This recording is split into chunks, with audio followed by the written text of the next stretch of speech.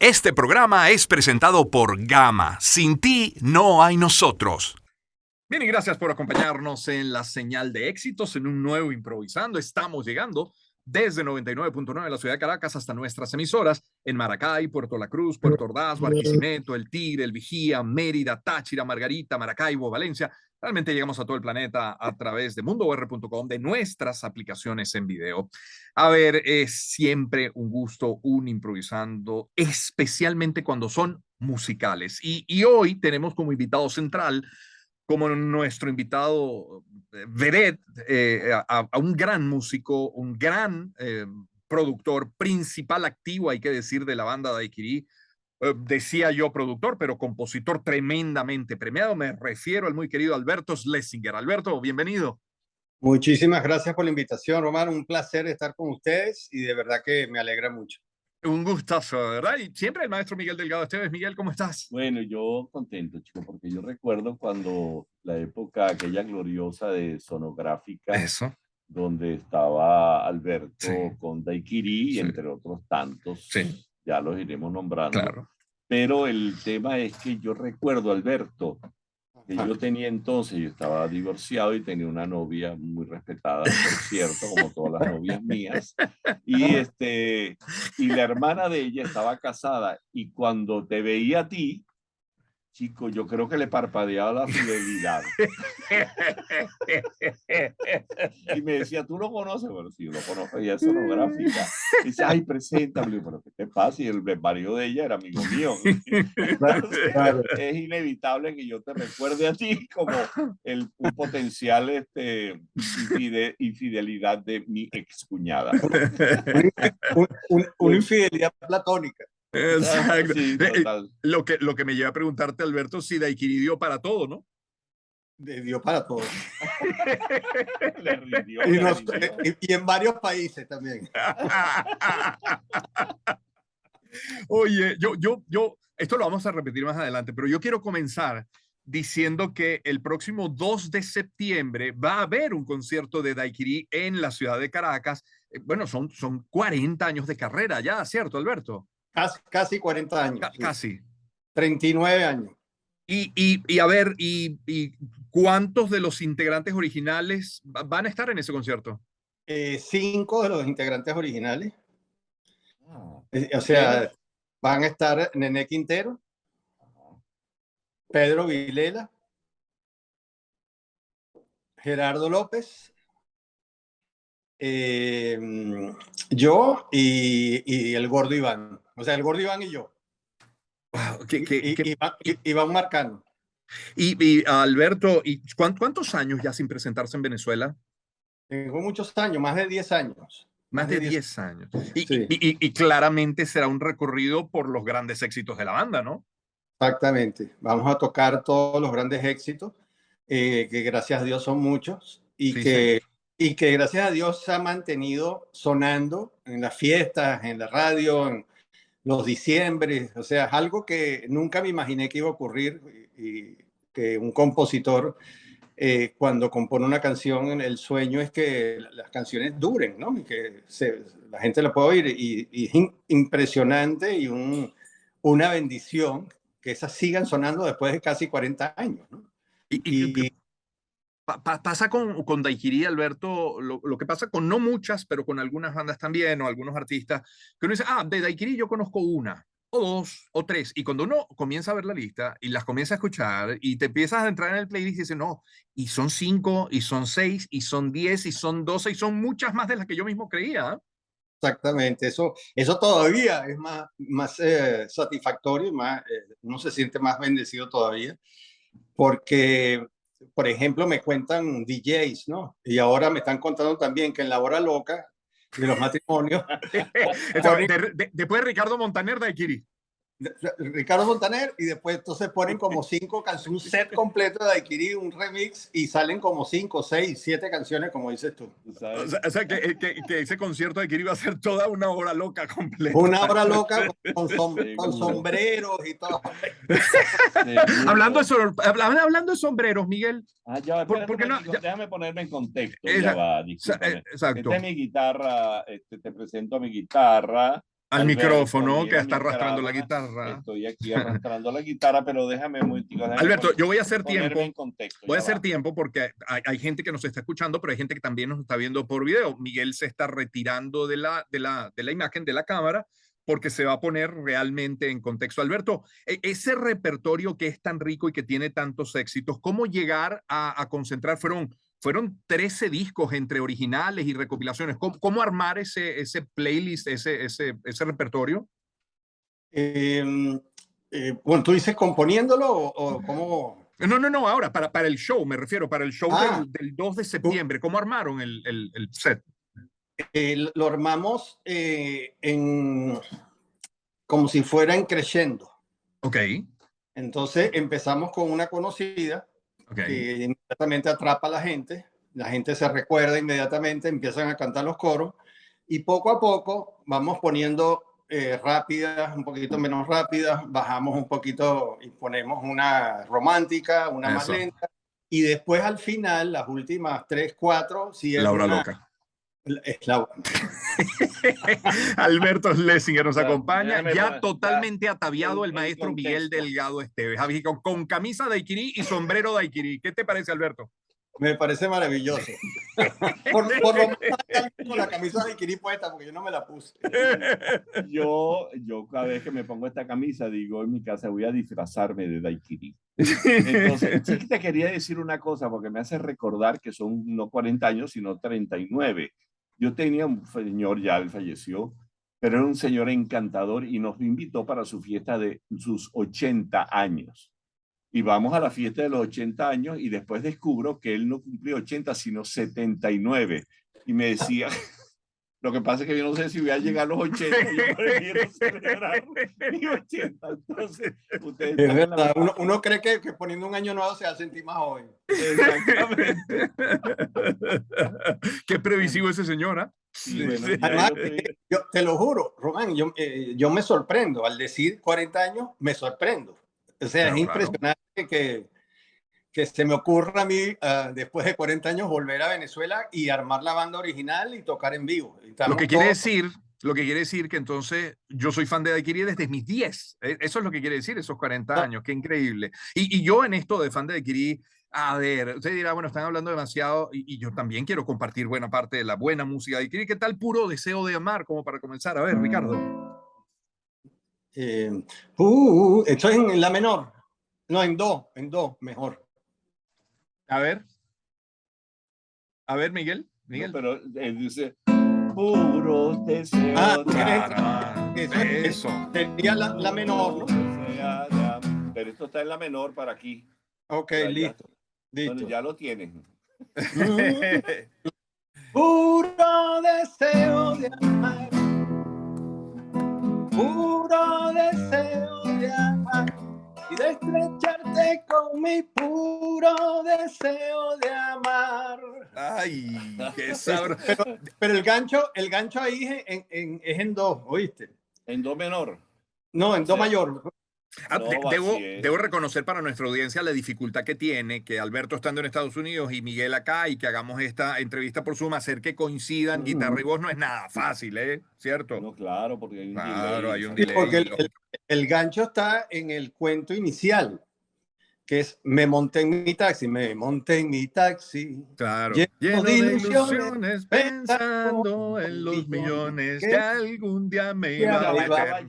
Ya va, espera, déjame darte el tono para que lo cantes. Ese es en do mayor. Do mayor. Me monté en mi taxi, lleno de ilusiones, pensando en los millones que algún día me iba a meter. Oh, mis pasajeros se sabían la historia, que mi última novela, esa me iba a dar la gloria. Porque ese es el comienzo del cuento que se genera a través de la canción, donde él se le monta en el taxi una mujer y el escritor era taxista. Pues. Claro. Porque todavía no había logrado la fama. Y después se enamora de ella, ¿no? ¿Cuál ¿Recuerdan, Alberto, la primera vez que entran a un estudio ya firmado por la disquera, la emoción, las expectativas, lo que soñaban ustedes integrantes de Daiquiri, lo que podía convertirse aquello que tenían entre manos? Eh, la primera vez fue, yo estaba trabajando de economista, porque yo había llegado de Nueva York con todas las maquetas de Daiquiri. Fui a todas las disqueras. O sea, cuando yo llego de Nueva York a Caracas de nuevo en los 80, digo, nada, aquí tengo unas maquetas de unas canciones que van a ser unos palos. Yo estaba convencido que iban a ser unos palos. Y cuando fui a todas las disqueras tradicionales y mostré mi trabajo, la cosa fue un chasco porque me decían, mira, ¿qué estilo es ese? Eso no es merengue, eso no es salsa, eso no es bolero, ¿qué es? Bueno, es una propuesta nueva, Sí. se llama Ritmo Daiquiri. No, no, chico, ¿y quién canta? Y digo, bueno, canto yo. Bueno, búscate un cantante mejor. O sea, búscate un cantante y vete de 3 meses. Entonces, cada disquera me decía lo mismo. O sea, era marzo y te decían, ah, bueno, ok, bueno, vente en julio. O sea, como diciéndote no vuelvas. Entonces me quedé, bueno, no pegó, pues, o sea, qué chasco. Entonces me metí a trabajar en Rory, de vicepresidente de mercadeo, que es una empresa de la familia, de un primo mío, y al año, no, como a los 7 meses, Alejandro Lancuribe entra que gran héroe de la música Sí. de los 80, Sí. entra a Fonotalento, Peter Botón para descansar, le arma Fonotalento, paralelo a Sonográfica, y me llama todo desesperado diciendo, Alberto, yo me acuerdo que tú me mostraste unos demos en Nueva York, necesito grabar algo para mostrárselo a Peter, por favor, vente. El lunes estás aquí. Entonces, empecé a grabar 2 canciones, ¿no? Había llegado en ese momento mi amigo neoyorquino, que era productor musical allá, muy amigo mío, y nos trajimos a un ingeniero y grabamos Puro Deseo de Amar y Vente Conmigo. Entonces, Peter le gustó, hizo, vamos a hacer el disco. Empezamos a hacer el disco, como al mes volvieron y empezamos a hacer el disco. Y yo no creía que iba a pasar mucho, porque como todas las disqueras me habían dicho eso, yo dije, bueno, de repente es suficiente como para comprarme un carrito, un Fiat 132, una cosa así.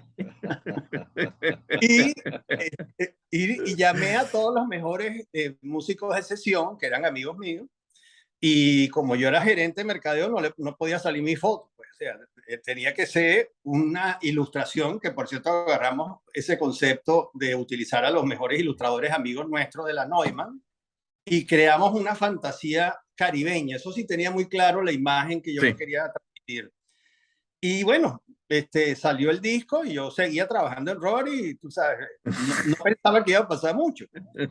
Al mes había vendido 50.000 copias, a los 2 meses había vendido 100.000 copias y me toca a la puerta un sábado a la mañana Alejandro Lancurí y me dice, Alberto, cuelga el flux que te vas a poner la camisa de Daiquiri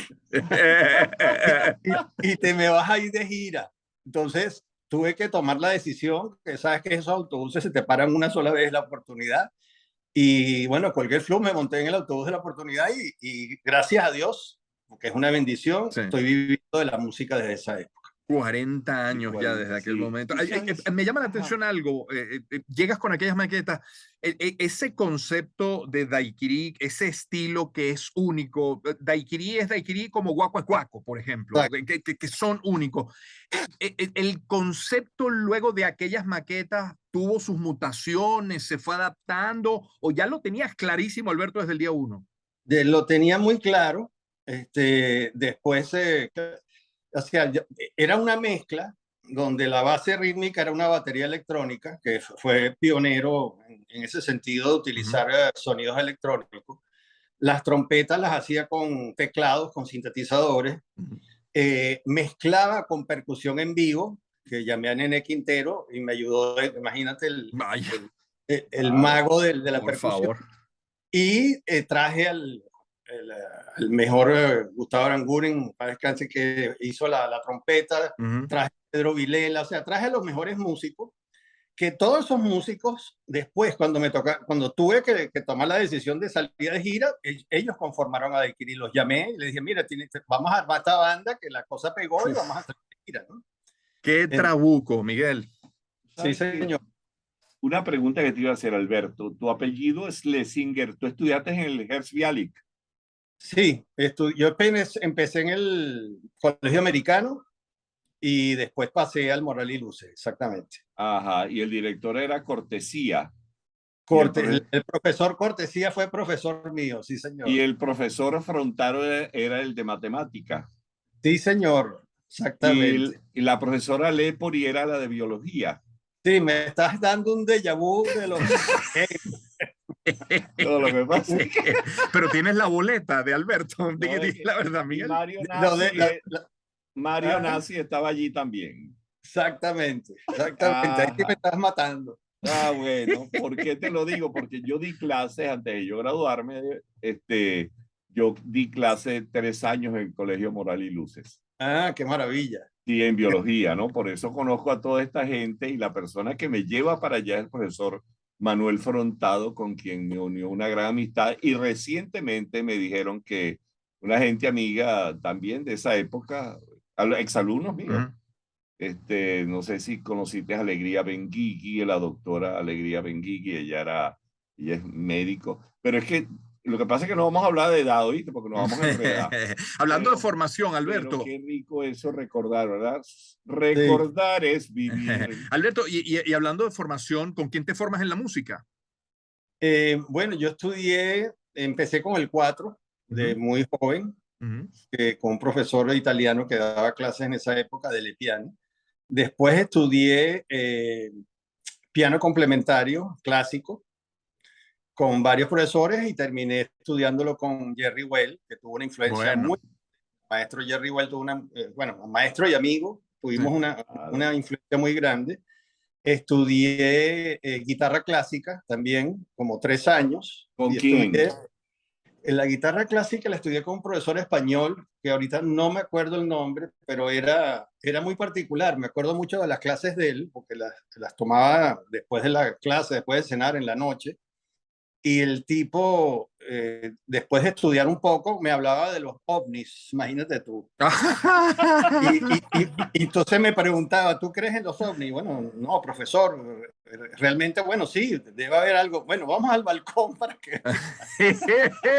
paraba en el balcón a mostrarme y le digo, este tipo está loco, pero bueno, era muy buen profesor. Era muy buen profesor de guitarra. Yo tengo un cuento similar, lo voy a contar, pero fuera del aire, Alberto. Miguel, vamos a la pausa, volvemos enseguida con más. Una conversación con Alberto Schlesinger, principal activo de Daiquiri. Tienen concierto 2 de septiembre en la ciudad de Caracas con toda su trayectoria. Ya volvemos. Bien, y gracias por acompañarnos en la señal de éxitos. Nuestro invitado hoy en Improvisando es el maestro Alberto Schlesinger, líder de Daiquiri, que de nuevo tendrá concierto el 2 de septiembre en la ciudad de Caracas con siempre Miguel Delgado Esteve. Alberto, ya va. ¿Dónde va a ser ese concierto? ¿Dónde va a ser, Alberto? En el Hotel Eurobuilding, en Caracas. Genial, qué bueno, qué buena ubicación, en fin, estacionamiento, todas las facilidades. Alberto, ¿qué es Daiquiri? ¿Qué crees que es Daiquiri para Venezuela? Y luego, claro, ¿qué es Daiquiri para ti? Por supuesto, debo preguntar, pero para Venezuela. Yo creo que Daiquiri, para satisfacción mía, la propuesta mía, que como te conté antes, de que era una mezcla de ritmos, una propuesta rítmica, una propuesta bailable distinta, basado en el son cubano, porque yo nací en Cuba, me vine muy pequeño a Venezuela, mis padres se criaron en Cuba, venían de Europa, pero vinieron muy pequeños a Cuba y en mi casa siempre oímos música cubana y se bailaba. Mis padres bailaban excelentemente la música cubana y había como un culto al baile y a la música. Mi mamá tocaba piano de oído muy bien, entonces ella escuchaba un bolero y se sentaba en el piano, lo sacaba y impresionante la capacidad musical de ella. Yo desde chiquito veía eso y me sorprendía y me influenció mucho. Obviamente agarré mucho de los genes musicales de ella. Claro. Pero yo cuando me di cuenta que en Venezuela tenemos influencias musicales de todos lados, yo pongo el ejemplo de cuando en esa época uno se montaba una buseta para ir para el centro del este y estabas ya llegando a las Torres del Silencio y empezaba una cola de esas horribles y tenías que quedarte parado en la cola. Tú oías las radios de los distintos carros y abrías la radio de la buseta. Entonces en la buseta estaba sonando cumbia, en otro estaba sonando rock, en otro estaba sonando bossa nova, en otro estaba sonando música afro-venezolana. O sea, todas las influencias que uno en una buseta en el centro de Caracas en esa época, y uní todos esos recuerdos, añadido a la nostalgia de estar en Nueva York en un invierno con la nieve afuera, que me recordaba de las playas de Margarita, de las playas de Morrocoy, de Los Roques, que me hacían mucha falta en ese momento, y con esa añoranza, esa nostalgia, comencé a componer canciones que me hacían recordar a Venezuela. Entonces, yo siempre digo que lo que yo sentía era que al venezolano, sobre todo al caraqueño, pero el venezolano en general, en el caraqueño, detrás del Ávila está el Caribe. Pero en esa época todo el mundo se vestía de flus, todo el mundo usaba digamos, la vestimenta europea en vez de tener la vestimenta caribeña o más Tropicalizada, sí. Más tropicalizada. Entonces yo creo que Daiquiri sacó el caribeño que tiene el venezolano, que como recordó a la gente que son caribeños. Sí. Y eso fue una teoría que yo tenía y por eso hice esa fusión. Y efectivamente, gracias a Dios, la pegué, pues, o sea, pegué la idea de que el venezolano realmente es una persona que es bailarín, que es fiestero, le encanta festejarla. En cualquier reunioncita se festeja bailando, oyendo música, claro. Y eso es muy nuestro, ¿no? Entonces, yo creo que Daiquiri es como la esencia caribeña del venezolano. Sí, ahora Alberto, hablar de Daiquiri sí es hablar de ti, pero hablar de ti no es solo hablar de Daiquiri, porque bueno, tienes toda una carrera como productor y como compositor, además premiado. Háblanos de esa faceta. ¿Cuándo arranca ya? ¿Cuándo le das paso al Alberto productor y compositor para otros? Bueno, después del éxito del primer disco y de los otros discos, sobre todo de los tres primeros, llega un momento a final de los años 80 que viene la crisis económica más fuerte, ya el dólar estaba muy alto, había una inflación muy grande y cambia la forma de trato de las disqueras. Ya no estaba el uno por uno, ya veían que era mejor importar producto extranjero, le era más rentable a las disqueras y dejan de atendernos, vamos a decirlo entre comillas. Entonces nos firma Rod Ben, nos engaveta porque ellos tenían otros productos que yo competía y después entro en EMI Capital americano. Perdón, ¿ese otro producto era Adrenalina Caribe? ¿Se me ocurre no? No, era creo que, bueno, algo peor, Piña Colada. O sea, se llamaba no recuerdo Piña Colada. Yo no me acuerdo, la verdad, yo creo que... Es que duró muy poco porque era una copia de nosotros. Si no fuéramos de aquí, entonces Rod Ben sacó Piña Colada, tú sabes, copiando la idea. Claro, hasta de la bebida. Sí, exacto, sí. Ni hablemos de eso. Entonces yo dije, esto se va a poner mal, ya no están atendiendo a los grupos ni apoyándolos, sobre todo, porque Daiquiri si lo hubiera apoyado hasta el mismo Sonográfica, hubiera entrado en México, hubiera entrado en España, lo hizo Juan Luis Guerra después, pero no hubo apoyo. Entonces yo pregunté, mira, y vi a mis amigos, ¿cuál es el oficio que le pagan a uno para hacer música? Y entonces, obviamente, la publicidad, hacer música publicitaria, era muy rentable en esa época. Y armé una compañía de música publicitaria, Personal Audio, y comencé a hacer campañas publicitarias en Venezuela y en Latinoamérica. Y por lo menos me dediqué a la música. Seguí dedicándome a la música y podía vivir de eso. Claro. Mira, una cosa que te iba a comentar, siguiendo, tú sabes, esto es como el cine, que tú puedes hacer fastback y todas esas cosas. Tú Schlesinger tú estudiaste en el Colegio Moral y Luce y por supuesto tú eres de la comunidad judía.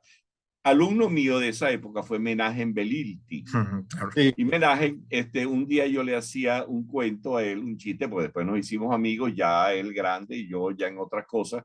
Entonces él me decía, yo le comentaba de que fue una propuesta de un grupo de judíos al presidente de entonces, Carlos Andrés Pérez, para hacer que le diera unos terrenos por allá por la Gran Sabana para poblar aquello y hacer todo un desarrollo agrícola y no sé qué cosa. Y entonces Carlos Andrés Pérez y que les dijo, sí, pero si me devuelven San Bernardino, porque la comunidad judía está buena parte de San Bernardino, así como los gallegos en la Candelaria. Sí, claro, Entonces, claro. ¿tú vivías en San Bernardino? No, nunca viví en San Bernardino. Oye, Nosotros éramos muy especiales dentro de la comunidad porque vivíamos frente a la Plaza Altamira, en los edificios que estaban frente a la Plaza Altamira. Y nunca, mi abuelo sí vivió en San Bernardino. O sea que sí había una parte, digamos, directa de la familia que vivía en San Bernardino, pero nosotros nunca llegamos a vivir en San Bernardino. Tenía muchos amigos allá. Mira. Y todo el rollo de vivir en San Bernardino en comunidad, yo creo que venía mucho porque la sinagoga principal, la iglesia principal, Claro. comunidad judía estaba ahí. Entonces le era muy cerca a todo el mundo ir digamos, a los servicios de la sinagoga. Claro. ¿De quién es la idea de las camisas tropicales estas? Tienen que ver a como Miguel. como la que yo Claro, tengo. tiene que ver a Miguel en Tienes YouTube. que ver, mírame. Por favor. No. Mira, y el sombrero. Qué ¿Qué te belleza, parezco? vale. ¿Me parezco a Daiquiri? No te veo. ¿No me ven? Bueno, mira. Mira, vale. No, Tienes sí, que prender total. ¿Ah? Tienes que prender tu cámara. Alberto, no me ven. Alberto, la familia de origen, sí judío, pero polaco, ¿cierto? Correctamente. Son polacos. Yo creo que tú también tienes origen polaco, ¿no? Sí, mis abuelos. Papás nacidos en Alemania, papá nació en Alemania y tíos nacidos en Alemania, pero de origen polaco, sí, efectivamente. Sí. Ellos, mi abuelo se vino en el año 26. Él previó lo que venía en Europa. Sí, claro. O sea, fue un visionario, porque ya mi bisabuelo, su papá, había visto también de que se estaba deteriorando la vida para los judíos allá. Y ya a finales del siglo XVIII, perdón, del siglo XIX, o sea, en 1890 y pico, él trató de ir a Nueva York y traerse a la familia. O sea, que él fue el primero que trató de emigrar de un pueblito, Sambrow, un pueblito muy pequeño cerca de Cracovia, y se montó en un barco con unos amigos, llegó a Nueva York y creía que se iba a traer a la familia. El problema fue que le dio neumonía en Nueva York con los inviernos tan fuertes que hay en Nueva York y se sintió tan mal que dijo, yo me devuelvo a Polonia y para morir en Polonia, yo no voy a morir aquí. Se devolvió, volvió a su familia y murió en Polonia. Entonces, mi abuelo después, a los 22 años, lo querían meter en el ejército cosaco, los polacos, y entonces él dijo, si me meto voy a estar en la guerra austrohúngara, yo no quiero estar en esa guerra. Se escapó, le dio un beso a mi papá que acababa de nacer, tenía 1 año y medio, y se montó con unos amigos también para ir a Nueva York. Cuando llega a Nueva York en el barco, habían cerrado la cuota de polacos, porque era por cuota étnica, ¿no? Entonces el barco no tuvo otra opción sino bordear todo hasta Florida y dijo, bueno, no nos dejan entrar, vamos a llegar a La Habana. Llegaron a La Habana y tuvieron que negociar con el presidente de la época, porque el presidente dijo, bueno, ok, yo los dejo bajar, pero tiene que haber un pago, o sea, una coima o un soborno, entre comillas, para yo dejarlos ustedes bajar. Entonces se unió todo el banco, hicieron todo el mundo aportó algo, hicieron un monto lo suficientemente interesante para el presidente y se bajaron en Cuba. Tuvieron la suerte porque después ocurrieron casos como el barco San Luis que no lo dejaron bajar y se tuvieron que volver a Alemania y los mataron a todos en los campos de concentración. En el caso de mi abuelo sí lo dejaron bajar y él dijo, bueno, me bajo aquí y al año y medio podemos ir a Estados Unidos porque había hasta un ferry entre La Habana y Key West. Entraban carros y todo. O sea, había mucha relación entre Estados Unidos y Cuba. Y él se baja y empieza a trabajar y al año y medio se trae a mi papá y a mi abuela y después se trajo a toda la familia, poco a poco. La familia que se quedó y dijo, no, aquí no va a pasar eso. O sea, aquí no, el nazismo, no, Ujú. o sea, no va a haber problema con el nazismo, que está comenzando el nazismo.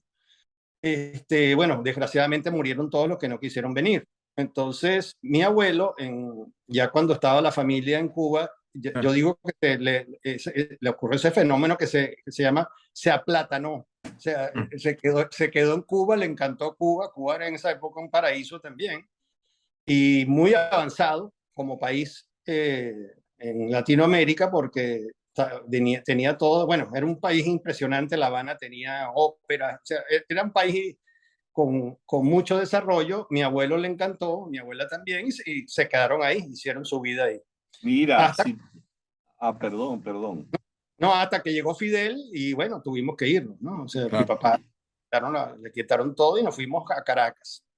Mira, tú sabes que estaba recordando esto del periplo de tu abuelo para Nueva York y me acordé de una canción que es venezolana, pero me fui para Nueva York en busca de unos centavos y he regresado a Cracovia como fue de arrear pavo.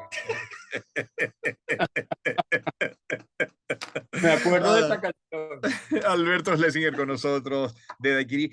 Por cierto, en tu cuenta en Instagram, en tu cuenta personal, Alberto, eres muy reflexivo, ¿no? Compartes cosas de música, hay una guitarra, hay una orquesta, están las fotos de ustedes en Daiquiri, pero eres muy reflexivo, de muchos mensajes. Sí, yo creo que no pongo mucho en la cuenta personal mía, lo pongo un poco, y lo que pongo son cosas que me impactan, que yo creo que son interesantes, que no son comunes de transmitir, y hablan sobre todo de la parte positiva del ser humano y de los valores positivos del ser humano, y algunas de forma simpática también. Entonces, en la de Daiquiri, en la de @grupo Daiquiri, Sí, que es la sí. cuenta de Instagram nueva, bueno, no nueva, tiene tiempo, pero que estoy desarrollando ahorita. Ya sí pongo cosas más estamos haciendo, digamos, una labor un poco más inteligente para promover a Daiquiri, porque tenemos mucho tiempo fuera del mercado. Pero sí, en la mía es muy ecléctica, y de todo, desde una guitarra vintage, entonces antigua, que me encanta y la relaciono con las curvas de una mujer, de lo bella que es, porque Eso. Claro.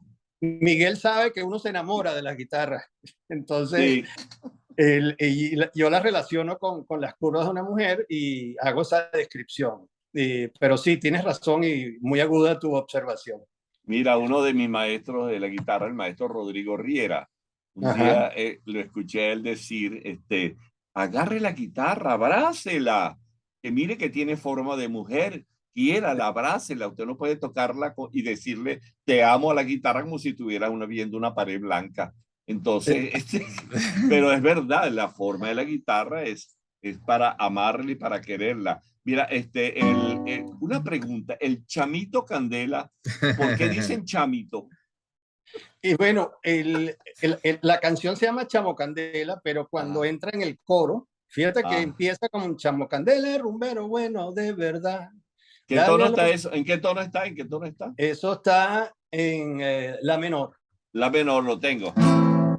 Mm, chamo, Chamo Candela, rumbero bueno de verdad. Dale a los cueros y ponme a gozar, porque la rumba se ha puesto buena ya para gozar. Dale a los cueros y ponme a gozar. Ese es el coro verso. Después al final, como es digamos, la parte del mambo, tú sabes, la Ajá, parte rápida, sí. ahí es donde entra que dice, chamito Candela, si es valiente de verdad, chamito Candela, si es valiente de Ya va, verdad. espérate un momentico, ya va. Y tú después de 40 años sigues cantando en el mismo tono que lo cantaste en aquella época. Sí, por lo menos en Chamo Candela sí. Está bien, te voy a decir Dorian Gray. Pero otras canciones no, otras canciones le he bajado el tono y otras le he subido porque me di cuenta que había grabado demasiado bajo el tono y le he subido el tono, como es el caso de La Casa del Ritmo, por ejemplo. Claro. Subimos el tono. Me invitaron otra vez. Alberto, Daiquiri forma parte de esa de esa camada, de esa ola de grandes artistas que nacieron poco antes o en la década de 1980, pero de aquel origen, de aquel nacimiento, yo te quiero preguntar por la importancia que ha tenido en tu vida, en tu carrera, en tu historia, Siete Cuero con Giordano. Ah, no, muchísimas. Eh, Siete Cueros, yo había tenido muchos grupos después de bachillerato, había tocado en bastantes grupos, y ya cuando entro a estudiar economía en la Central, conozco a una persona que nos vimos el primer día de clase, nos vimos de lejos y hubo una atracción así amistosa inmediata, y cuando nos conocimos, así, epa, tú, ¿cómo estás? Tú eres nuevo, sí, yo no soy nuevo. Nos conocimos, nos hicimos los mejores amigos. Carlos Morales, en paz descanse, ahorita. Y Carlos, cuando comenzamos la amistad, me dice, yo tengo un amigo que a ti te encantaría conocer, porque él también le da con la guitarra y tiene grupos de rock y compone, y, bueno, ¿y cómo se llama? Giordano Di Marzo. Entonces, quiero presentártelo. Entonces fuimos un día, fuimos a almorzar, y nos hicimos amigos, Giordano y yo, y yo le dije, ¿por qué no hacemos una banda? Entonces él me dice, ok, vamos a hacer una banda, yo le voy a decir a mi hermano que toca batería, vamos a traerlo. Y yo tenía la propuesta mía con la poesía urbana de Giordano, que en esa época era poesía de calle casi, era increíble. Yo decido hacer una propuesta también con Siete Cuero, que fue, digamos, el proto daiquiri, porque tenía también batería, dos percusionistas, guitarra eléctrica, bajo y teclado con sintetizador, los primeros sintetizadores polifónicos de la época. Y ahí fue como que la primera propuesta de la fusión latina de rock, porque yo hacía los arreglos de los arreglos de las canciones de Giordano. Había muchas canciones excelentes de Giordano, y también yo empecé a poner canciones mías. Por ejemplo, el original de Chamo Candela lo hice con Siete Cuero. Todavía la letra no estaba finalizada, pero lo pueden ver en YouTube. Buscan grupo Siete Cuero y van a ver esos videos que hicimos para un concierto en vivo en Canal 5. Y bueno, eso me influenció mucho porque hicimos un disco, el primer y único disco que hizo Siete Cueros, lo hicimos también pioneramente, y fuimos a un estudio en San Juan, Puerto Rico, donde grababan las mejores orquestas de salsa. Me traje a un productor de Nueva York, Fred Weinberg, americano judío, pero que hablaba español, que era productor de la Fania. Nos hicimos muy amigos y produjo el disco Siete Cueros, que fue, digamos, ícono de la época, porque fue demasiado avanzado a la propuesta para la época. Y yo quedé como muy frustrado, pero al mismo tiempo muy feliz de lo que habíamos logrado con Siete Cueros. Claro. Y de ahí sale, digamos, la misma ensamble, la misma propuesta, pero yo decidí que ibas a componer una música, porque yo quedé como muy frustrado con que no se había vendido mucho disco, y dije, voy a hacer una propuesta que le guste a todo el mundo. Ese fue mi sueño inicial. O sea, hacer una música que le guste a todo el mundo, que le guste a los padres, a sus hijos, algo que materialmente, si lo ves ahorita, es imposible. Sí. O muy difícil. Muy difícil. Y yo me empeñé a hacer algo que le gustara a todo el mundo, pero claro, me gustara a mí primero. Y como era una fusión de batería electrónica, sintetizadores, percusión en vivo, trompeta en vivo, influencia cubana con influencia de jazz, de rock, de bossa nova, de samba, de solana, creía yo en ese momento que le iba a gustar a todo el mundo. Entonces, por eso te digo que cuando llegué a Caracas y recibí el chasco de las disqueras tradicionales, yo decía, nada, ese sueño se acabó. Hasta que tuve la oportunidad que me dio Alejandro Lancuribe, y te podrás imaginar, yo viniendo de dar clases en NYU, porque yo cuando estaba haciendo el posgrado, me invitaron a dar clases de economía política en Nueva York, en la Universidad de Nueva York, y daba clases de subdesarrollo latinoamericano, economía del subdesarrollo latinoamericano. Y me ofrecieron quedarme, la gente de NYU me ofreció quedarme a seguir dando clases con ellos, y yo les dije que no, que yo me tenía que devolver para mi país, porque yo necesitaba mis playas, mi clima tropical, que esa esos inviernos, 3 inviernos que pasé fueron demasiado fuertes. O sea, algo que hoy en día la gente me hubiera dicho, tú estás loco, ¿cómo no te quedaste en el... Pero yo creía mucho en mi país, sigo creyendo en mi país, Sí, añoro mi país y lo añoré en ese momento cuando me ofrecieron eso, pero sobre todo yo tenía mucha esperanza en la música que había compuesto. claro, claro. Alberto, Miguel, tenemos que cerrar, sí, sí. último. Sí. Alberto, ¿qué añoras de, siempre le pregunto a todos los invitados que están fuera de Venezuela, ¿qué añoras de Venezuela? Yo creo que en orden, el calor de la relación humana venezolana, el cariño que gente tiene, o sea, que expresa a cualquier persona. Tú te montas en un ascensor en Venezuela y si te demora mucho en llegar arriba, ya te eres amigo de la persona al lado. Ya te sea. O sea, y sales, bueno, chao, nos vemos, ok. O sea, y nunca lo habías visto en la vida.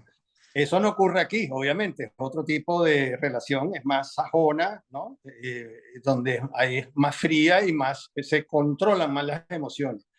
Allá no, en Venezuela nos gusta expresar las emociones. Entonces, eso, añadido a la geografía del país que es tan diversa y tan bella, Claro. que no existe país en el mundo que tenga esa diversidad. Quizás se le acerca un poco las islas de Hawái, de Kauai, que en una islita tiene todo tipo de menos nieve, pero en Venezuela sí tenemos nieve. Tenemos los Andes, pero tenemos la selva, tenemos las mejores playas del Sí. mundo. Pero sobre todo la gente. Yo creo que el tratamiento de la gente, el cariño de la gente es lo que más extraño. Así es. Alberto, muchísimas gracias por atender. A ver, Daiquiri, 2 de septiembre, concierto en Caracas en el Eurobuilding. La información la tienen precisamente en @grupo Daiquiri. Gracias, Alberto. Muchísimas gracias por la invitación. Miguel. Un placer, Alberto, de verdad, de verte y compartir este rato contigo y recordar tu época de Sí, estudiante en el colegio Moral y Luces. Alberto Schlesinger, Daiquiri, hoy en la señal de éxitos. Este programa fue presentado por Gama. Sin ti no hay nosotros.